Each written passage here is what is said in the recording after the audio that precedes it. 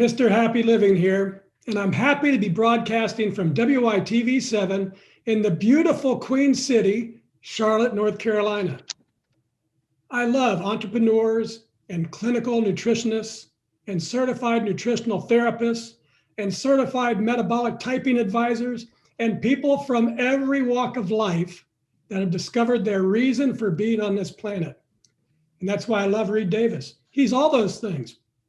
And he's the founder of the Functional Diagnostics Nutrition Certification course. And he's known as one of the most successful and experienced clinicians in the world today. Hey, Reed, welcome to the Something Significant Show. Well, thanks, Matt. I really appreciate you for everything that you do. And thanks for having me here today. Oh, it's a pleasure. So tell our audience, what are you doing these days to leave your mark of significance on the world?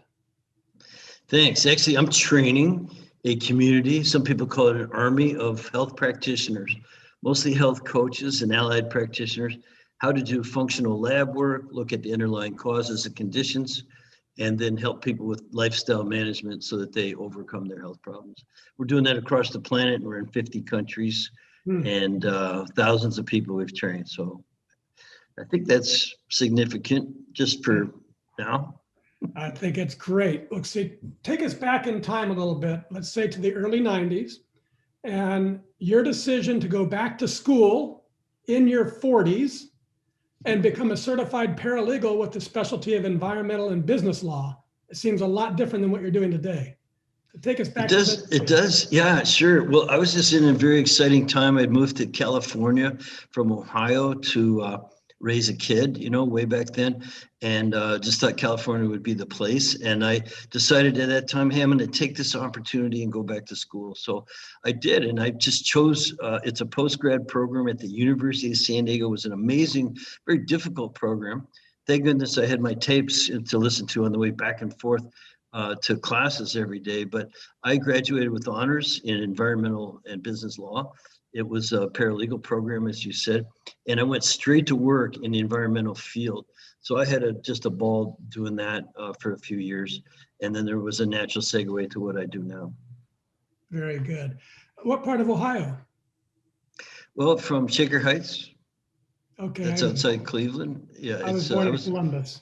Okay, well, I'm a Buckeye all the way. Yeah. I remember all the days of Woody Hayes.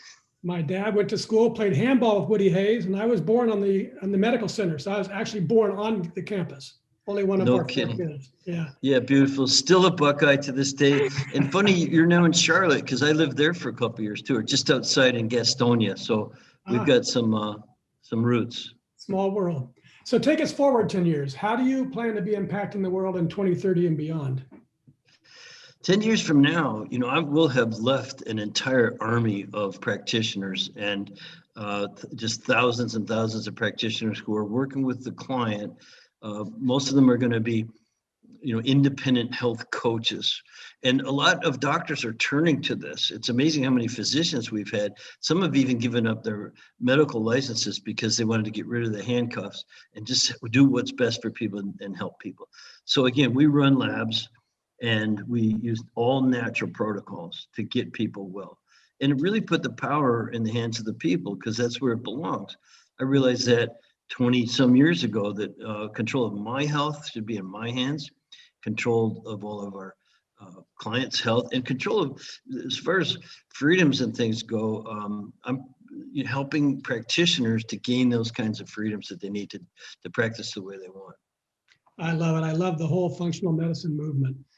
So what do you see as the biggest changes in health and wellness over these coming 10 years? Believe it or not, it's actually the health coach that's going to, step in. And we've been bridging the gap for 20 years. I've always looked at it as a bridge between what's in a health coach's backyard and then what is it. There's a definite line that we don't cross in terms of treating medical conditions and diagnosing and treating. But we own that bridge.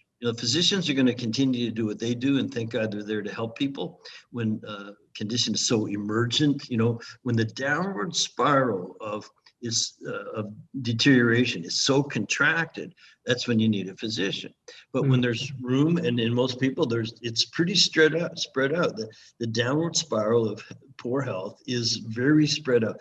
Health coaches own that backyard, and Mm. we're just going to be more and more and more well used and well considered and thought of by the public. So there's millions and millions of people who've never heard of health coaching, and we're putting it on the map. Right. Good stuff. Okay, Reed. Well, I define significance as doing things you love in places you love, like Cabo, with people you love, and creating something of value to others. So it's doing and it's giving. But to be a giver, you need excess capacity in your life. So what are your personal practices? Physical, mental, spiritual, financial, emotional. What do you do to increase your capacity so you can take good care of yourself and your family and still have more to be a giver? You know, I'm so glad you asked that. For years and years and years, I've been following Stephen Covey's message to me back in the 90s, early 90s, to always be sharpening the saw. And so he said it's a balance between production, because you work hard. I mean, we work hard, Matt. You know that we are always there for people. And you know, I'm teaching. I'm up at 4 a.m. and sometimes I work till 4 in the afternoon. Now, on the other side is production capability, like you just mentioned. And he just always reminded to keep sharpening the saw. You got to keep go back and take classes and things to improve your capacity or your capability. But on a personal level, you need to keep your energy straight. You need to keep your mind straight. So I meditate and I use sauna. So almost every day, I'd say, 3-4 times a week anyway, I'm in the sauna meditating. And when you do that, if you do it consistently and regularly enough, it clears you up. You feel more energy, you feel more on purpose, and you're able to go do all those good things that you have the capacity to do now. Yeah, that's right on. One of my big COVID interventions was an investment in a relax portable sauna. And so I'm in my sauna every day, 20 minutes a day, and sweating like I've run 4 miles and getting out with and feeling energized, right? Instead of exhausted. So yeah, that's so true, Matt. And the other thing I do, because I do get up early, my dad, I guess, beat it into our heads: early to bed, early to rise, work like hell and advertise. Something silly like that, But it actually works for me to get up real early, get going, get some things done. And that leaves me time in the afternoon. So I go outside for almost 2 hours almost every day. yeah. And I love spending time outside. I have a big property. I have a tractor and garden. And if I'm not doing that, I'm motorcycling when I'm not working. I love it. So motorcycling and doing things you love is what I've been learning about capacity. And just give me about a minute or so on this. Is the difference between what I'm calling earthly capacities, like physical fitness and sleep and food and those things that create energy that when you spend it, you have to replenish it because it's finite. And then spiritual capacity, like love, or when you're totally enthralled in something and you're so excited to get to work, you can't stand it. You don't ever run out of energy. It's infinite. So talk about the difference, interplay in your life between earthly and spiritual capacity. Yeah, I understand your question very well. And to articulate it, I just have to say that I've tried to put some space between what's going on and on the outside and what's going on the inside. And it gives me control to some extent over what's going on inside. In other words, no one can make you mad. You just get mad. And no one can really make you happy, although it's nice when they try. But it really comes from within. Now, when I meditate, I practice that sort of having that space, just trying to get glimpses of it and find it. I'm not a guru or anything like that, but I do continuously try to cultivate that I'm not my body, I'm not even my mind. There's just this other thing there that's me, and it's very much connected to the greater consciousness, the planets, the universe, and you and everyone else. And so that I think practicing that gives me the ability to put a little space between me and whatever the stimulus is around me. Yeah, very good. So Reed, let's take a commercial break because I want to tell everyone about 3 things. A super cool online course called The Philosophy of You and Your Inspired Life, how it helps people discover their purpose and design the life they were meant to live. and how every enrollment using promo code WYTV7 will save them $100 and support a great big donation to our wonderful host, WYTV7.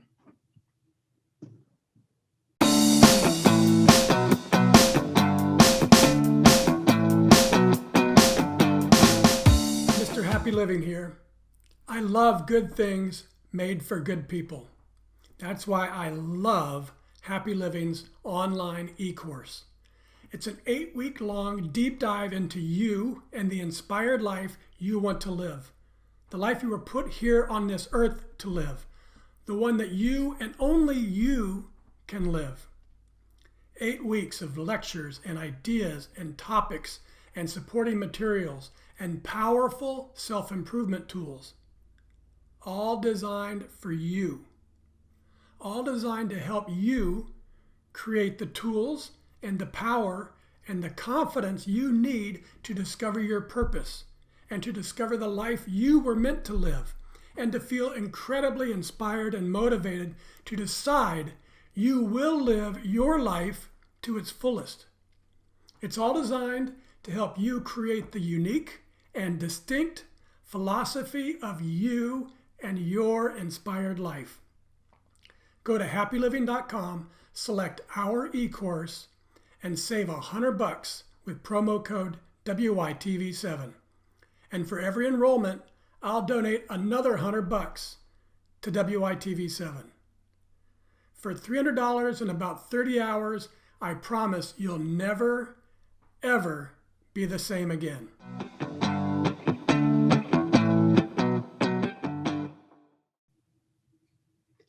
And we're back, and this is the Something Significant show, and I'm Matt Gersper. Hey friends, to be happy, really, truly, deeply happy, you've got to find a way to find your purpose and then live the life you were put on this planet to live.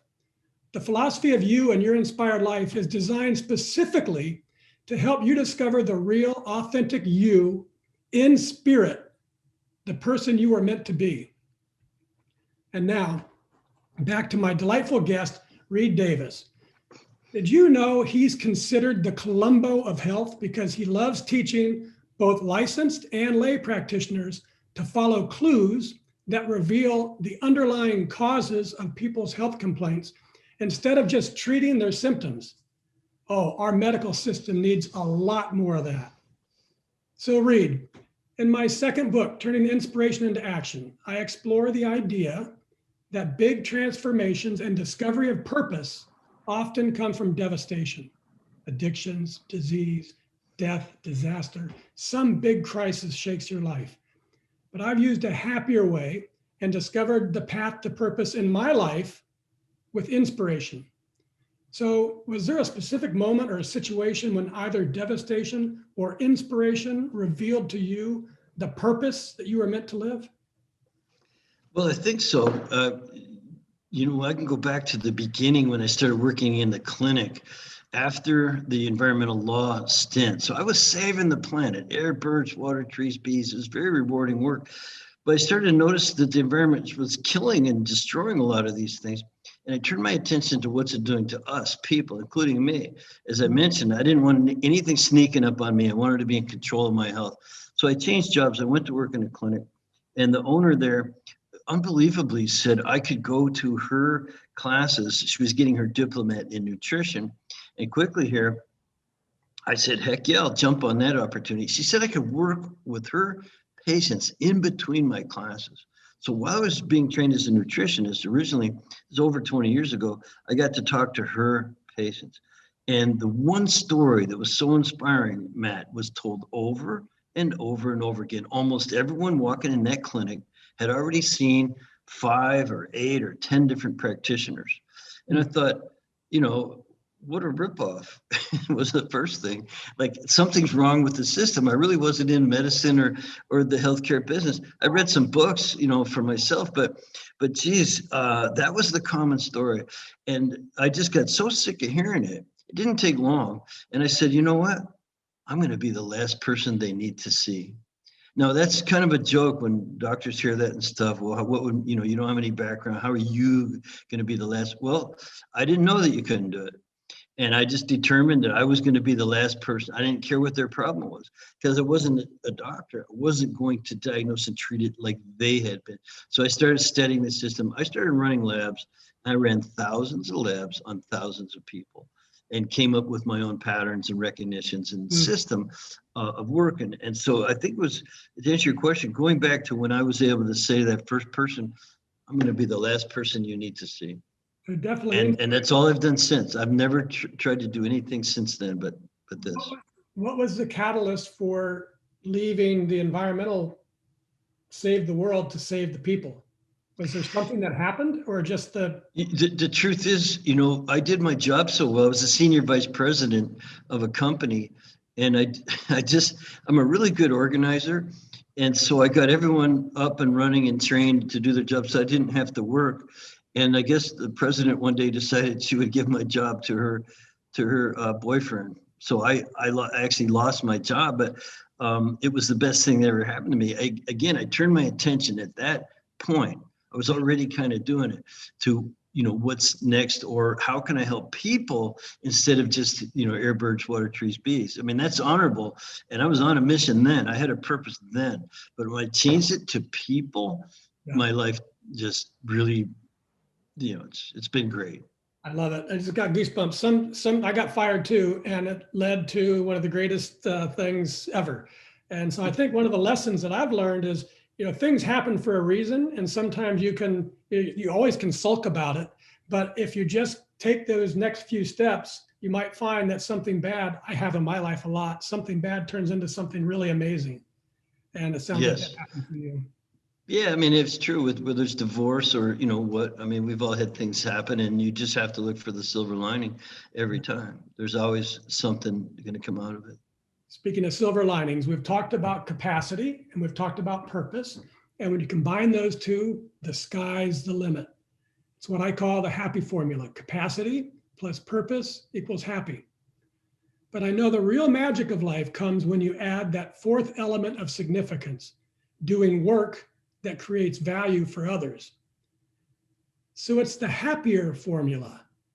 Capacity plus purpose plus giving equals really, truly, deeply happy. So Reed, amen. It's not just the giving that's magical. It's the giving from living in your purpose. That's where the magic is. So tell us, how does it make you feel when a client says you've helped her to be 10 years skin cancer free and manage Hashimoto's naturally and recover successfully from mold illness? And another one says you gave him the tools he needed to restore his own health and to make a lasting difference in his work with his own clients. Tell us, how does giving from living in your purpose feel when your clients tell you those things? Yeah, well, it feels amazing, obviously. In the moment, I sometimes get embarrassed. I'm kind of nonchalant. I just have taken all my wins, kind of like, well, I'm ready for the next challenge. I just kind of go right past them. But the first time, it was 20 years ago in the office when I helped this one lady. I didn't really know what I was doing, but she was really struggling with medication and overweight and things. And I asked her a question about, why didn't you ever try to find out what was really wrong? And she said, what? Like, what do you mean? I said, you got to try to find out what's really wrong here. You can't just keep taking medication and getting fat, And then the doctor who was treating her said, well, if it makes you so depressed, I'll give you some antidepressants, along with the medication that was making her fat.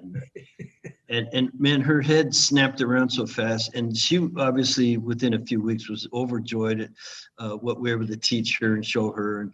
And she completely reversed her condition that she needed the meds for, that were making her fat and depressed. So, I mean, that's a joyful moment in anyone's life. And I'll just finish with this, that almost everyone who comes to FDN, what we call this, has got some kind of personal challenge and is, facing either a downward spiral or some way to get some tools and some things that we could put in place to get them over the hump. And they all we just have two prerequisites. One is that you want to help others. Mm-hmm. Two is that you're willing to walk the talk.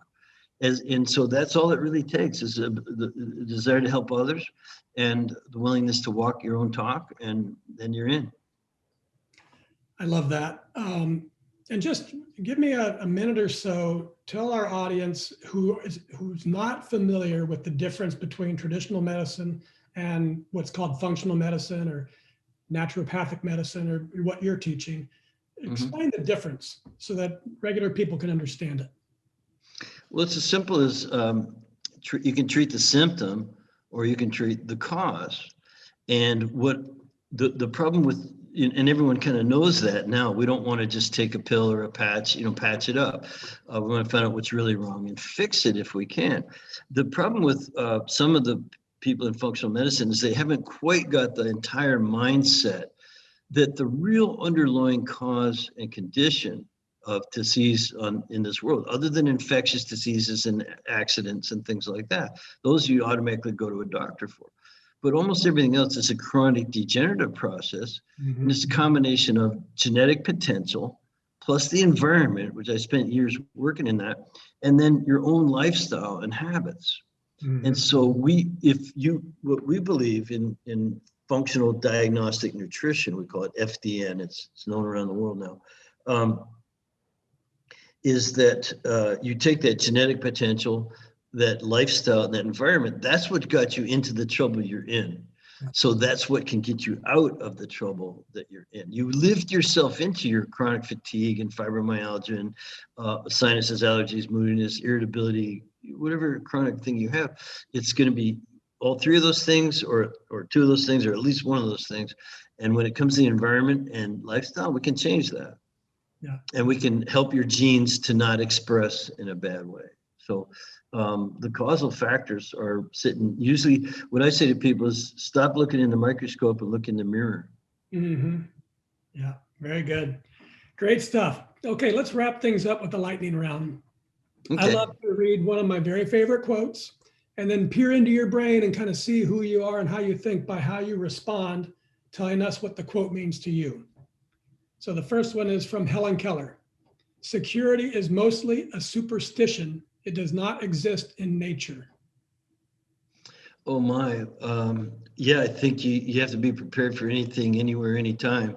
And again, that what I said originally, that your happiness is going to come from within, or your disappointment, or your anger, whatever it is, it's coming from within. I think Helen Keller knew that.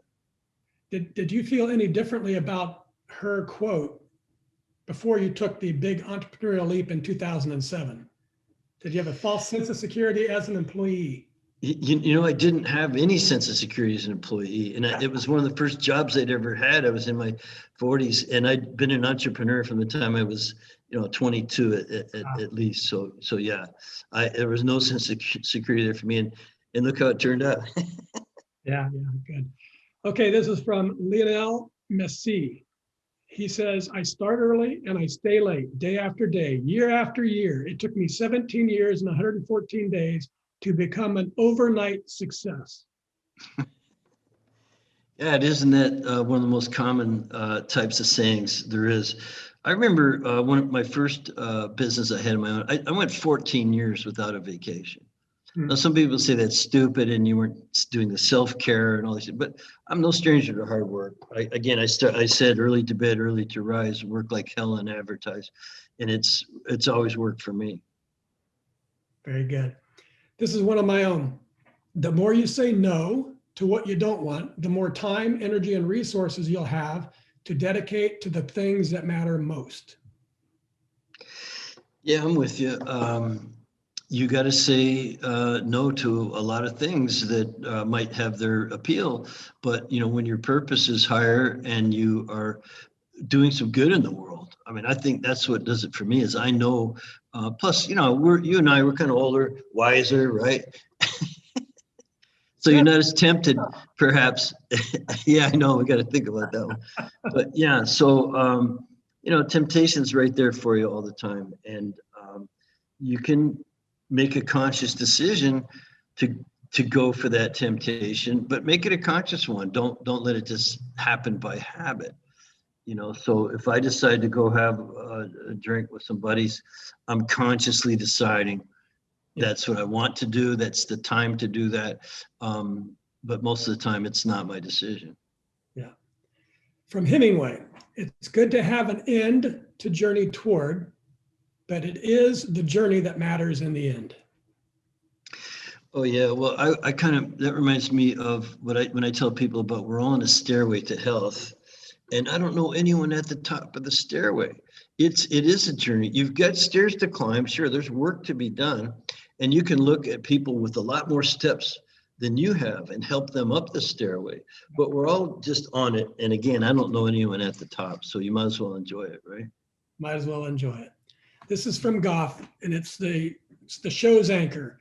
Whatever you can do or dream you can do, begin it. Boldness has genius, power, and magic in it. Begin it now. Yeah, Shakespeare said fortune favors the bold, and I think it was Napoleon Hill said, whatever you can conceive of and believe in, you can achieve. And so I've been doing that kind of, I call it manifesting. And Matt, I know you do this too, because you're a successful guy. When you want something to happen, it just happens because you want it bad enough, and you just kind of direct all the traffic around you to head in that direction. And I believe in enlisting others too, the power of the mastermind, and it all just kind of come together in what you just said. Awesome. This has been great. Great interview, Reed. But sadly, our time's nearing the end. So would you just take a minute or two and share any parting remarks or comments that you'd like to leave with our audience before you enjoy your new wife out in the beaches in Cabo? Okay. Well, it has been delightful here, but it's actually time to get back to work, and I'll be flying out of here this afternoon. I think the idea of getting up every day and being grateful and thankful has to be mentioned. Again, you can get into the habit of it. You might have to work at it at first for 2 or 3 weeks, but pretty soon you'll be in the habit of doing that. If you get up in the morning and you think the cup is half empty, you're not going to have as good a day as if you get up and think the cup is half full. Your job is to kind of get it to runneth over, right? So you got to start that it's at least halfway and go from there.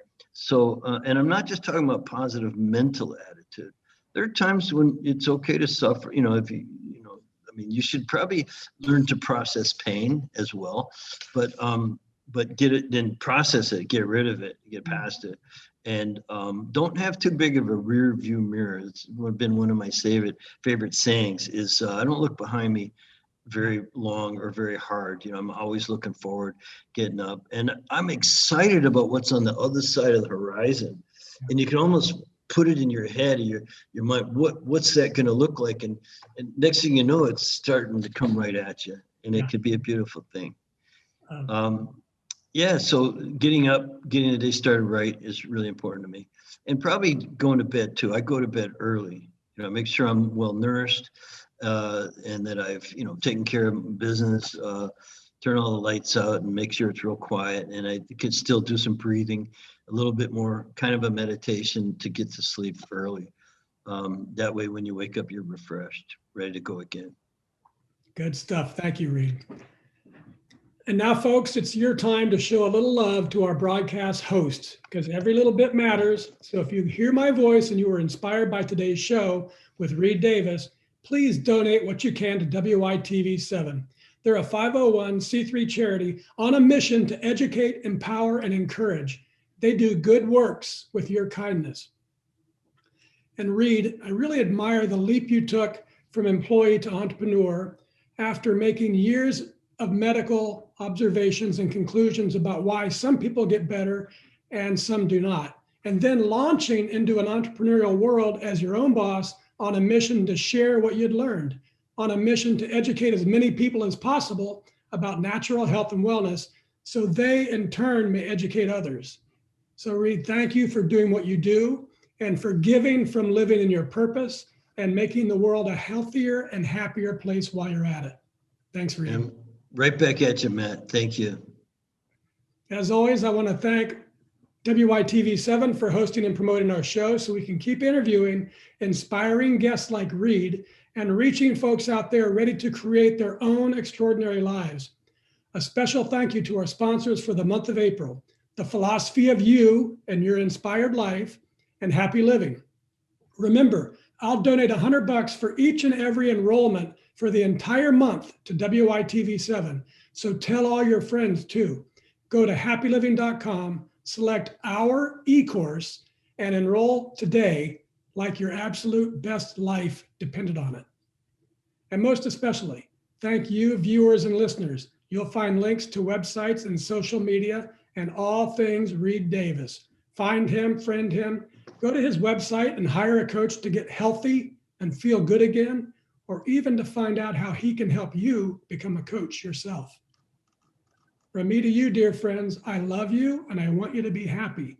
We do what we do on the Something Significant show to inspire you to live your life to its fullest, to believe as I do that a better self is always possible, today and every day, for the rest of our lives.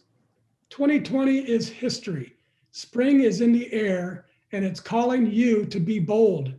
If you've been dreaming about it, then get on with it. Start moving along your special path, the one to your dream, your unique and distinctive journey, because that's where you'll make your mark of significance on the world. Till next time, I'm Matt Gersper. You are awesome, and this is the Something Significant show. And we're out.